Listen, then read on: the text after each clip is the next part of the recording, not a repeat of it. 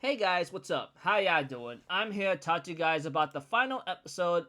Is it wrong to pick up girls in the dungeon on season 5 on episode 15 or Danmachi season 5, whichever title that fits for you. This final episode was actually nice, and from what I understand, there were a lot of content having to be cut out, which is pretty bad from what people are telling me. But other than possibly those problems for them, I think the episode went alright for me. So, if anything else, let's just get this started. When it comes to the Otar fight, unfortunately, even with all this power having to face against Otar, especially Haruhime giving them the level boost, it's still not enough. It wasn't until Hiden gives a lightning enchantment or enhancement to Bell is that he was able to put in some damage into Otar. Eventually, with the help of Ryu, Leon, and Miyamama, they managed to actually subdue and defeat him. However, even though Bell managed to land a devastating final blow of a firebolt punch, Otar looks like he could still fight, but ends up going on his knees, and it looks like he either gave in or he decided to rest or to stop.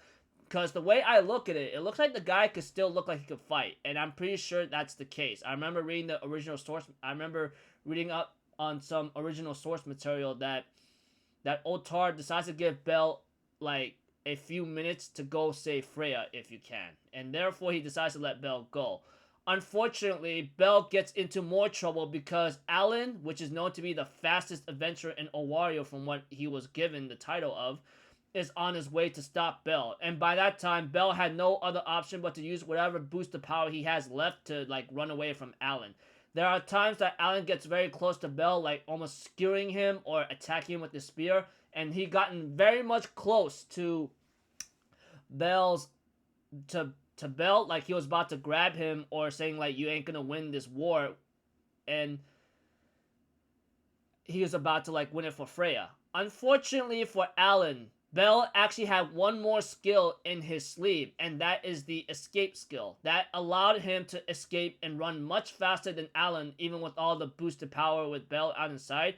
And honestly, if Bell did not have any of those boosted powers like the level boost and maybe the lightning enchantment, which I think it wore off eventually, he would not have outrun Alan. Alan tells the last two defenders of Freya to stop Bell, but unfortunately for him, thanks to Lily's cry for help, Wealth came in clutch and manages to stop the two people that were supposed to hurt Bell or stop him, and he ends up defeating Alan using a fire magic sword and blast him away.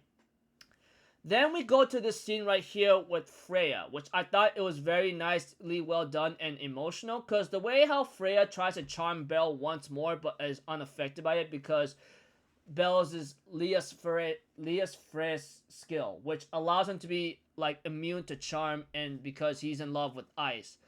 Freya tries to convince Bell to be her husband or Odar, whichever word that's like Freya's husband, I guess, if that's how I have to say it.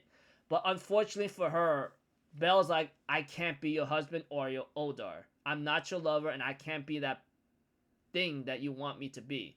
The only thing I can do is give you closure, and that's it. Eventually, he slices away like Freya's like flower that she held on to, and ends up winning the match.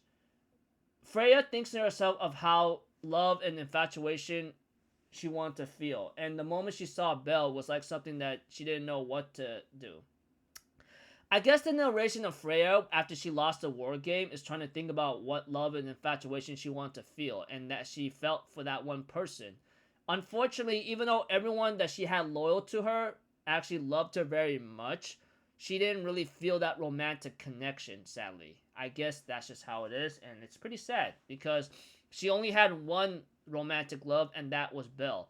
And from what I understand and what I researched on, it's because of Belle's special soul, or maybe her innocence, or just his will to never give up, or it's all of the above. Whatever the case may be, that's when Freya fell in love with that boy. Unfortunately, the boy says, I can't be that person for you, and I can't love you. That's just how it is. I'm in love with someone else, and that's all. And eventually, Freya comes by to Mamma Mia's restaurant, or the hostess of fertility, if that's the title. of the place. Hopefully I got that right. If I got it wrong, please forgive me. You can slap me in the face mentally. Other than that, Freya talks to Mamma Mia about why it came to this, and Mamma Mia's like, hey man, you brought this upon yourself. You angered a lot of people using your charm ability and much more, okay? This, you should even be lucky that you are not sent back to heaven. And I'm pretty sure a lot of people actually wanted this to happen. Freya, in the story, you get it. And yeah. And I can understand that. I felt the same way. However, when I look at Freya, what she did was possibly unforgivable, but I don't think she was really evil. She was just very desperate and wanted to have Belle as her own. Like, unfortunately, she says that she loves Belle, but the way I look at it, she just wants to take him as a trophy or grab him as an object. She doesn't really, I don't know if she really loved him as a person or what he is, and that is the one thing that she failed to recognize. But other than that, Freya talks about how she's really broke as a bum now. She has no money, no nothing. Like, she's nothing. Her familia disbanded, and all of her assets, all of her money, her riches, you name it, is all taken away. Eventually, you know, when it comes to the Freya familia, which they don't want to disband, I'm sure of it. They never showed that in this episode, sadly. But she gives them one last order. Be the heroes the world needs you to be, and left. And when it came to that scene with them crying tremendously, it's understandable. Their loyalty to Freya, whether it's because she was a former goddess or whatever the reason is, it's all they have known. And now that she's gone, what else are they going to do?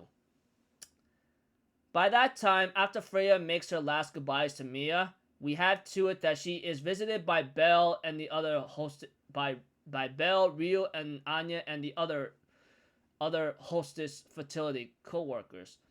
By that time, Belle tries to convince Freya, hey, do you really want to go? And Freya's like, hey man, stop hitting on me after what you did, but I'm going to tell you this. I must thank you for actually giving me closure, and I learned how to let go. So yeah, I'm leaving. I'm done, and there's nothing more I can do around here. So I'm going. And it really sucks when I look at Freya, you know? I mean, like, I could say this for certain, is that if she was sent back to heaven, I'm pretty sure it'll be much worse for the Freya familia members. That's for sure. That's for certain. However, her familia is disbanded, and possibly she's banished from Owario for good. However, we have to it that Real Leon asks Freya, hey, don't you want to say something before you leave?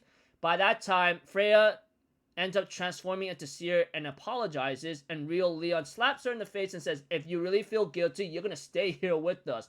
You rescued and saved my life. Don't you dare freaking leave out ditch on me, okay? If you really want to make amends, you stay here with us forever.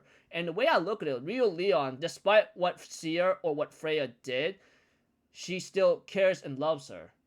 Well, love, I'm just saying that because that's just how much she has her affection for. Same with Anya and everyone else. By that time, Belle gives something to Seer, which Freya is now Seer, and gives her a couple comforting words, saying, again, I can't be your Odar or your husband, but I could be your knight that could get you through any hard times. So, if anything, you little minx, you better be ready, because I'm gonna take care of you for the rest of your life. So you best be ready. And that alone is pretty much saying when Hedon and the others were watching over Belle and Freya, who is now Seer.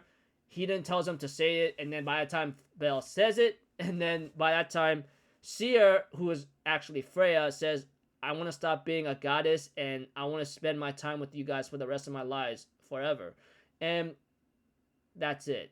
Now, there was one thing I wanted to say, that even though Freya is to be banished from Owario, Seer is not. So if Freya is Seer and doesn't become Freya, then it's not a problem. So pretty much, Freya gave up her goddesshood and decided to live as a normal person, which is very nice, even though it is very nice. we had to it. Alan asked Heaton if this is what he really wanted, and Heaton's like, well, the results could have been better, but I give props to my useless or dumb disciple. And by that time, of course, the Gulavia brothers and the Dark Elf, and along with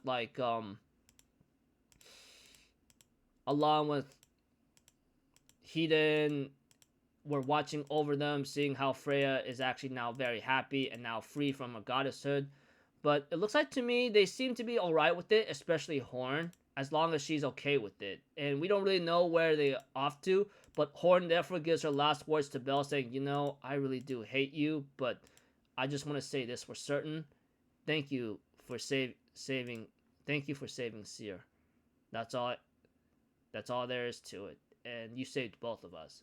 And the episode ends off with the thank you, and that's about it. First love, Belle, Seer. So, yeah, I could see, like, a lot of people, like I said, and I'm pretty sure a lot of people could agree, that they did feel conflicted with Freya's punishment. But for me, I think it was satisfying because the way I look at it, if she was sent back to heaven, it'd be very tragic and very devastating. I mean, where is the Freya familiar members going to go now? Because their loyalty is to Freya, and of course, with her going to heaven, like I said, it would have been tragic and sad, but at that point, Belle was just kind enough to try to say otherwise, and Freya chose her path to want to become a normal person. So, yeah, she gave up her goddesshood, even though she is still Freya. She decides to be Seer for the rest of her life.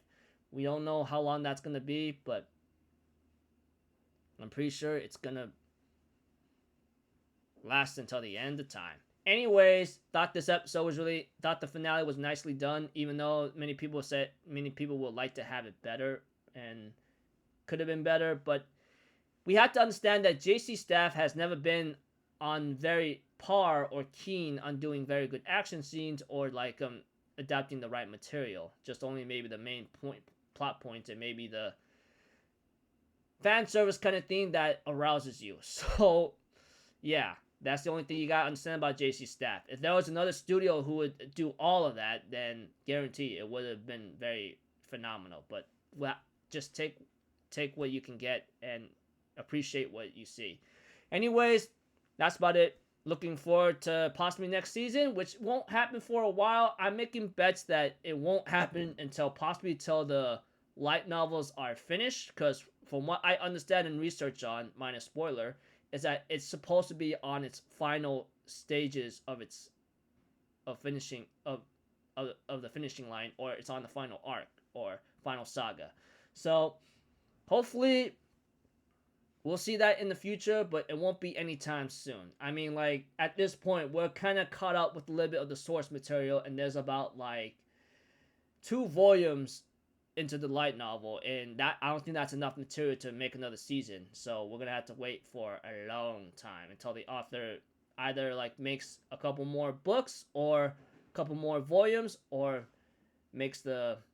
finishes the series off eventually. So until then, people, I'll see you guys later. I'm Fazito. Have a good day, and I'll see you guys next time. All right, peace out. Bye bye. Toot toot.